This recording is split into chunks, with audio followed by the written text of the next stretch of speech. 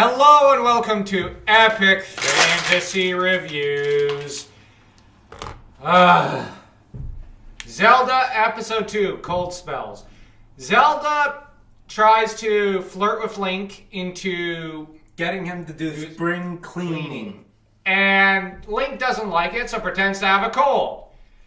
This goes down as well as you can imagine it. And the trouble is, well, how do I put it? This episode is cringy as hell.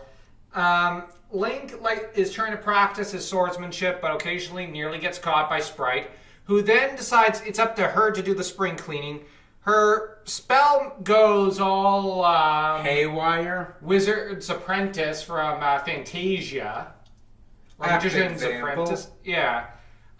Thanks to Ganon enhancing the spell so that he could distract everyone long enough to grab the Triforce of Wisdom, nabs it, takes it to his lair. Link and Zelda take a shortcut to get there, fall down into a glass container of some sort that reveals, well, that's near impenetrable.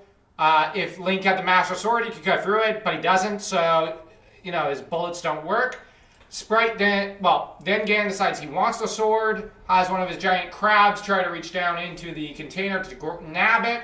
Sprite distracts it a little, and it chucks Link inadvertently out of the jar, and Link uses his sword as like a gun to shoot magic bullets at Ganon and the monster, scaring them off. They nab the Triforce of Wisdom and return to Hyrule. I only have one question. Why not also grab the Triforce of Power while you're at it? Because, isn't the goal to get all three away from Ganon? Whatever. This show's creators probably didn't know all that much about the actual game's lore let me think. This was 1991. The lore had not yet been established completely. That would have to wait till A Link to the Past, a year later or so. This was meant for a cheap Saturday morning cartoon. The He-Man crowd. Yeah, episode of the week. Yeah. Except I can't imagine from what little I saw of He-Man that it was this bad. He-Man at least there was a few plots that were interesting. This is cringy. Now I know He-Man from the 80s had its cringe moments, but it also had a few episodes that were not totally cringe. Mm-hmm. A lot of those episodes later got translated into slightly darker episodes of the 2002 series.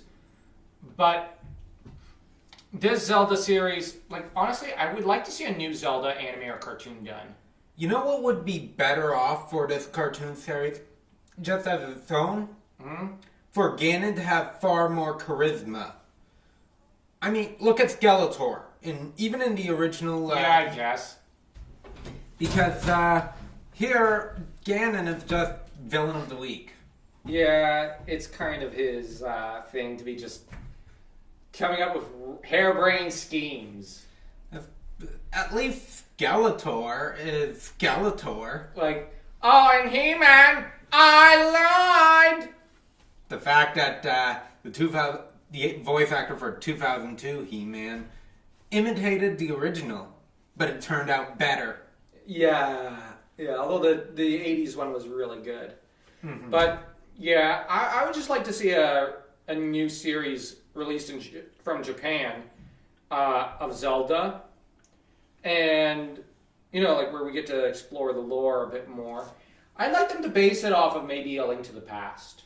Mm-hmm. It's or Hyrule Warriors. I don't mind aspects of the art and animation in this series. Oh, it's not so bad, but it could be better. Yeah, it's not up to that Disney or anime of that era at par. Mm-hmm. Although, arguably, I find anime animation has gone down since then. Mm-hmm. And aspects of this animation style was in its early stages. Yeah, but it wasn't so bad. But anyways, how would you rate this episode? I rate it maybe a half star. Yeah. It's hard to take this seriously or like it. We're not the target audience. I imagine 4-year-olds or 5-year-olds would like it better. And it wouldn't be so bad for them. It's instructive, teaching them basic values, not to lie and whatnot. And it's it'd probably be entertaining for them.